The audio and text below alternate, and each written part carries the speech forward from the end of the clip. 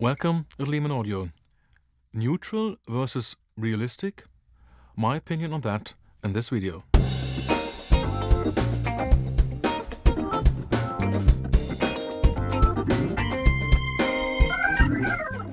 Great to have you here. There are sometimes videos on YouTube that leave me shaking my head. In one of them, a contrast was seen between the terms realistic versus neutral when it comes to sound reproduction. It does not have to be neutral, it must be realistic.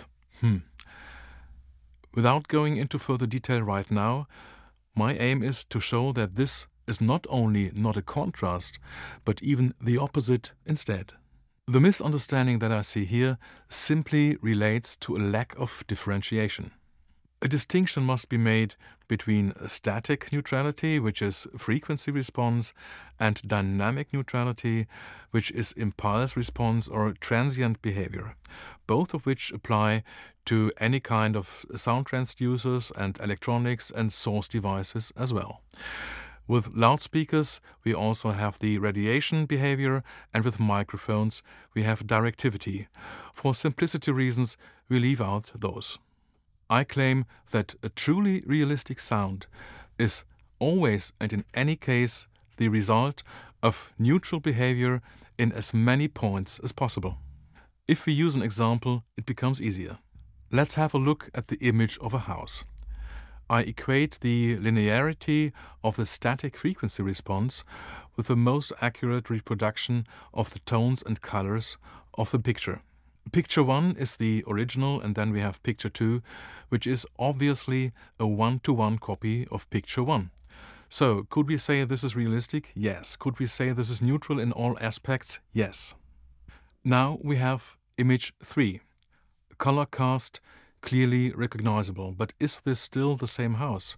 Yes, the structure of the house, the structure of the building is the same. Let's now move on to picture 4. In my analogy with music reproduction, the structure of the house now corresponds with the quality of impulse response or transience response. In other words, signal steepness equals wall steepness. And here I have simply changed only the outer structure and steepness of the walls. Color and brightness are still 100% identical with picture 1. Is the house still recognizable? I would say so-so. The closer this is to a linear one-to-one reproduction of the original slope, the more recognizable the image would be. You could also say the more realistic the image would be. Now we have image 5.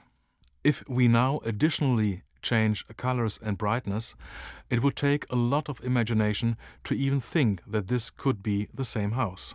There is too much that is not one-to-one, too much that is not neutral, too much that is not realistic. So now let's get back to music reproduction. What is the basic problem here? The human hearing is very sensitive to transients. Our two ears enable us to localize sound events. According to the principle of the first wavefront, this localization works best with steep-edged signals.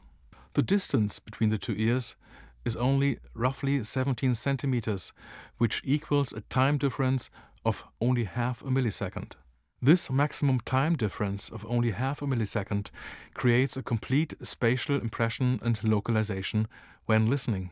This is supported by the head attenuation factor, because the signal that has to travel around the head is not only taking a longer time, but is also partly attenuated by the head itself. This means the signal gets quieter. The higher the frequency, the larger the difference in volume. This means that impulsive signals are more affected, and this makes it even easier to locate impulses. Apart from impulses, our ears are particularly sensitive for frequencies in the mid-range. What does this mean when we are listening to music? Neutral impulse reproduction definitely has a higher priority than a neutral frequency reproduction.